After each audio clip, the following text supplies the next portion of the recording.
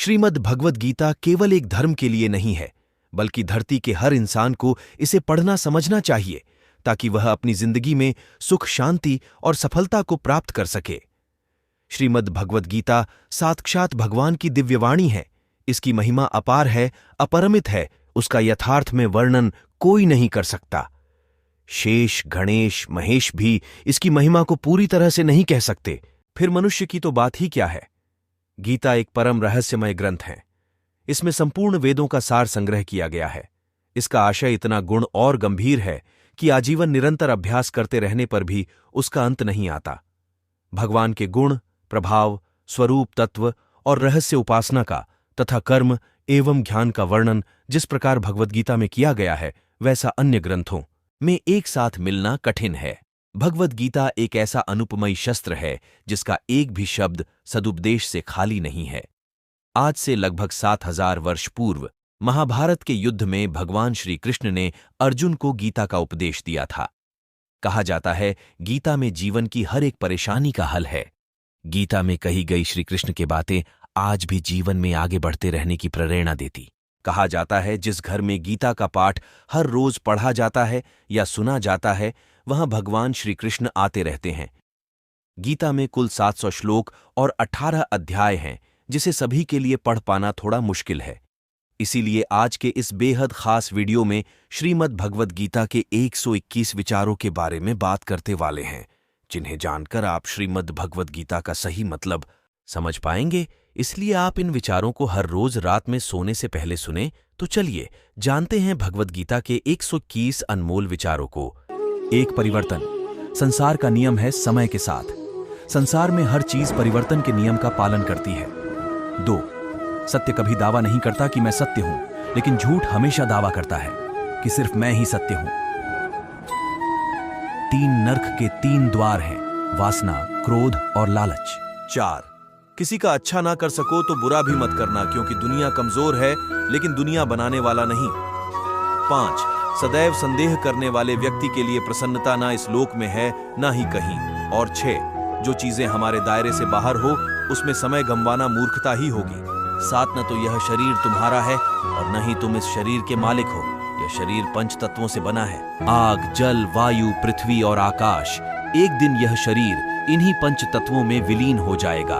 8. जिंदगी में हम कितने सही हैं और कितने गलत हैं, यह केवल 2 लोग जानते हैं, एक परमात्मा और दूसरी हमारी अंतरात्मा।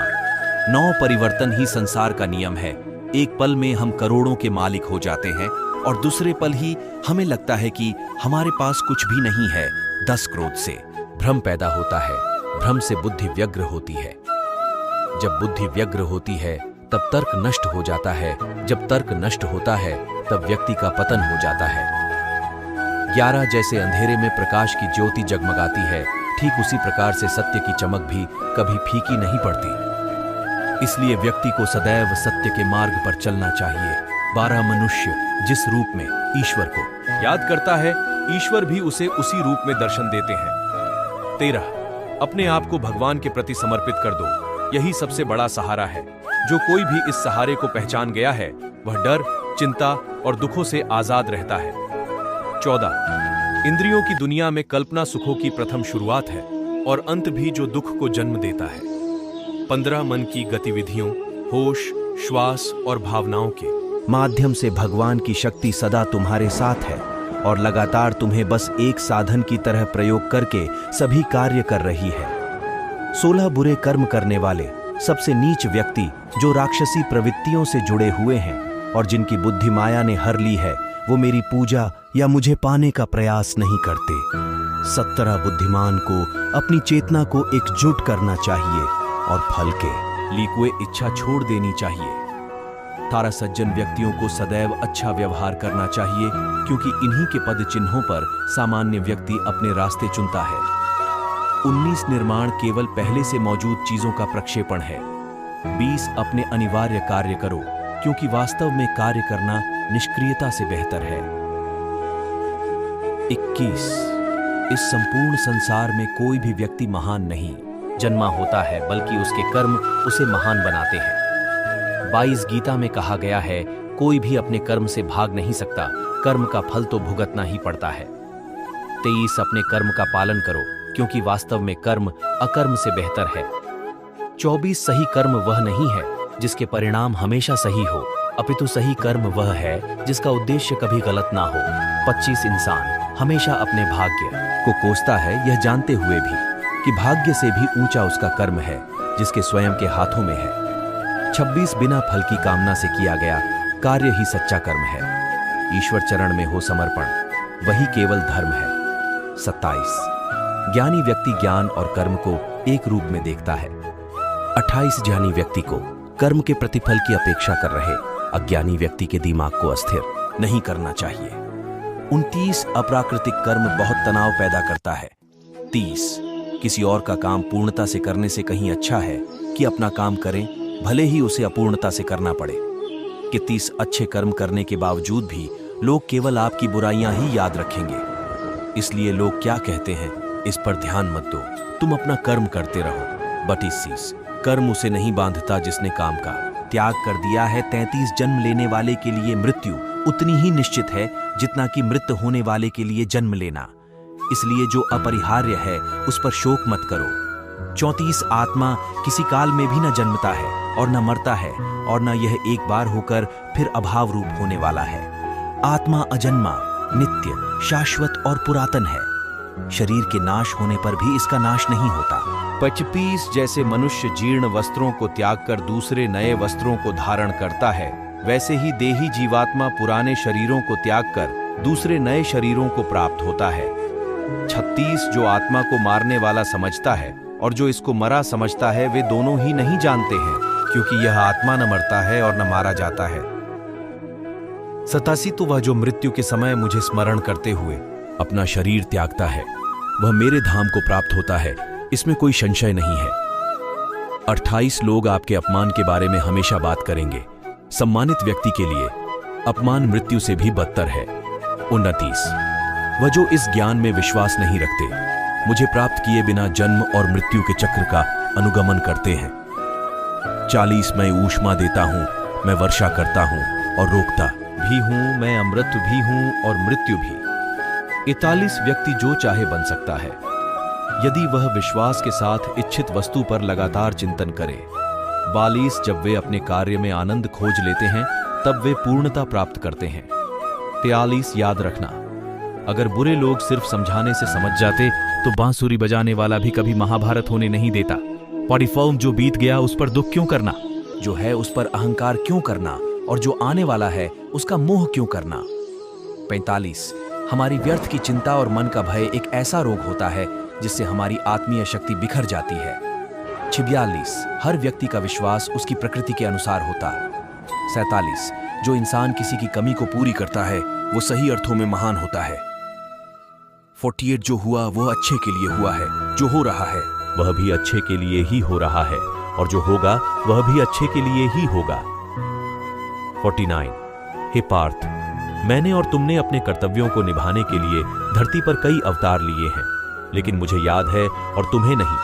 50 मेरे लिए ना कोई घृणित है ना प्रिय, किंतु जो व्यक्ति भक्ति के साथ मेरी पूजा करते हैं वो मेरे साथ हैं और मैं भी उनके साथ हूं।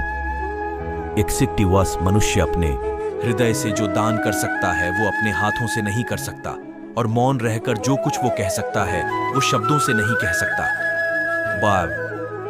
प्रत्येक बुद्धिमान व्यक्ति को क्रोध और लोभ त्याग देना चाहिए, क्योंकि इससे आत्मा का पतन होता है।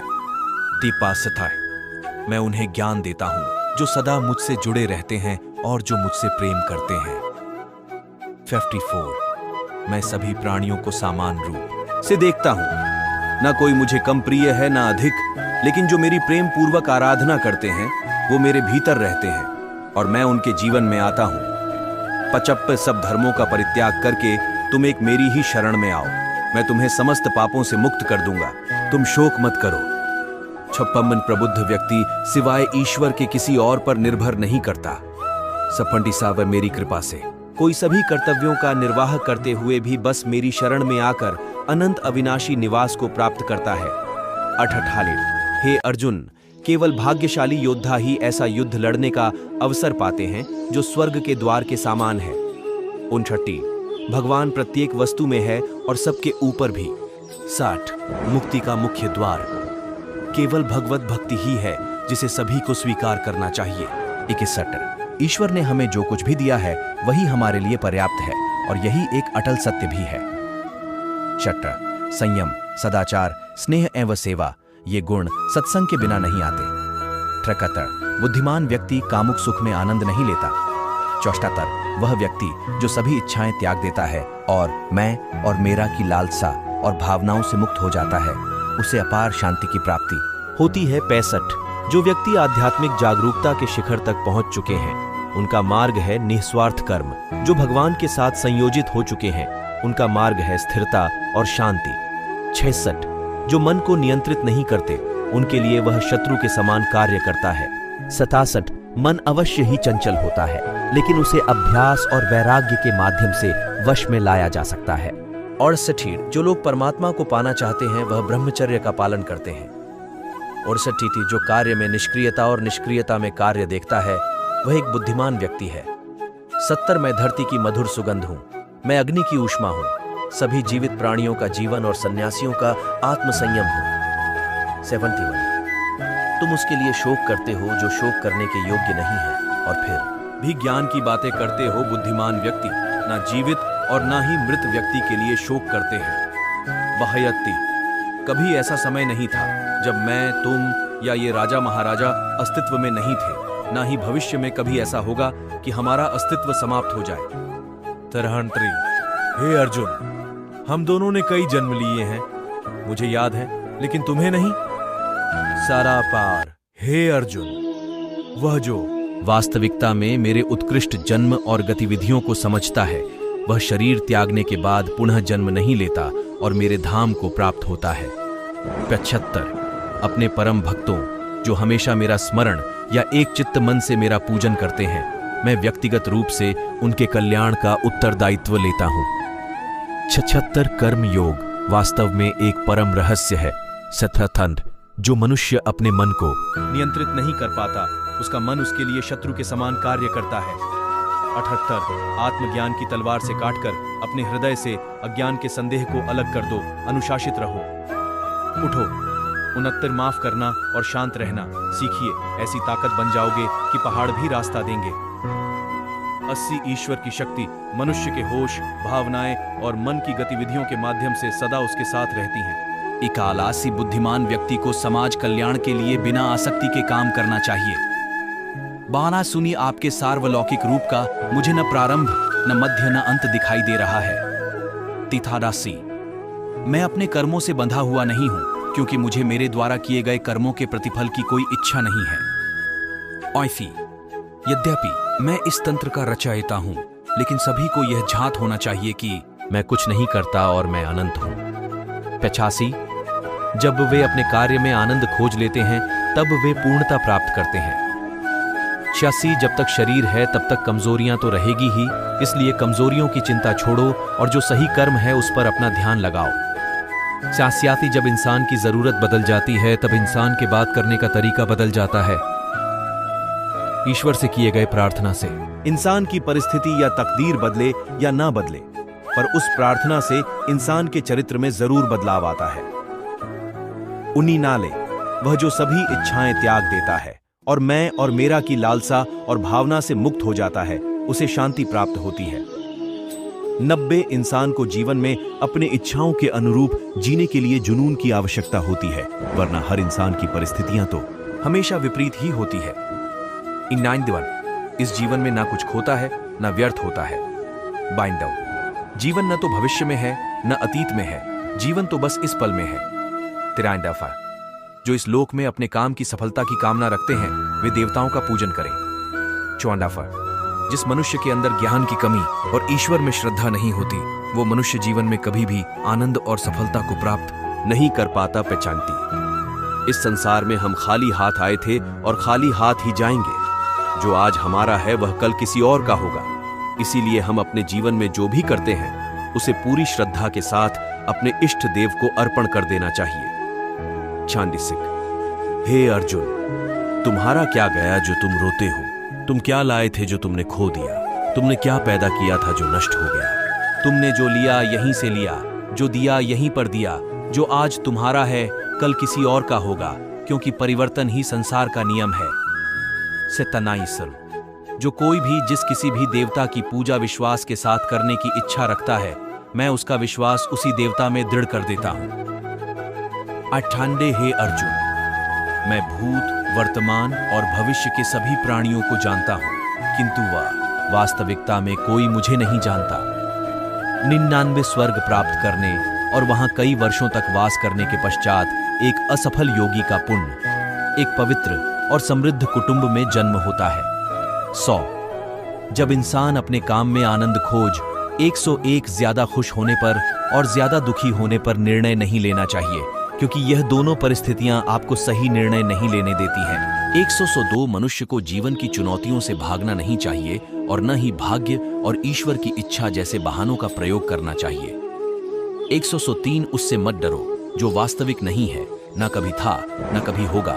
जो वास्तविक है वो हमेशा था और उसे कभी नष्ट नहीं किया जा सकता।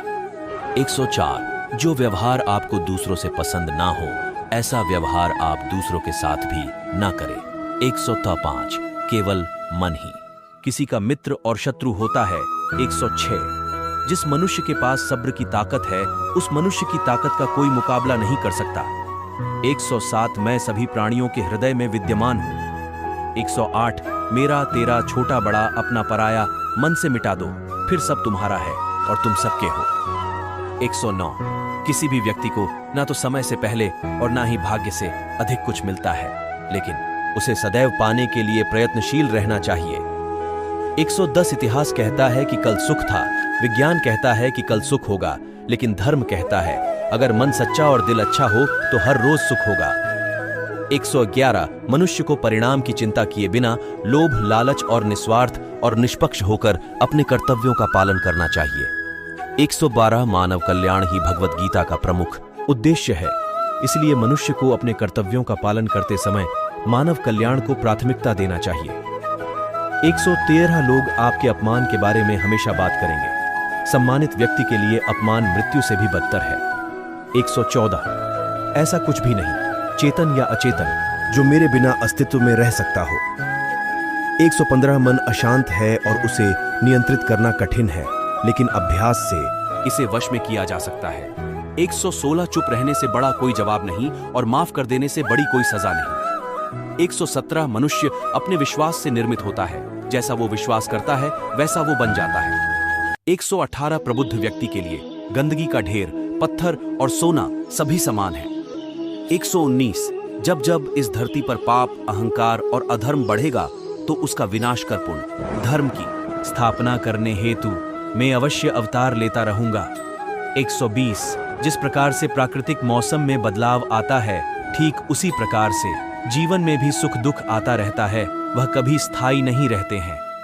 121, मनुष्य इस पृथ्वी पर ज्ञान प्राप्त करने के लिए ही आया है। जो ज्ञान प्राप्त नहीं कर रहा है वह मृत के समान है। आप सभी लोगों को राधे कृष्णा।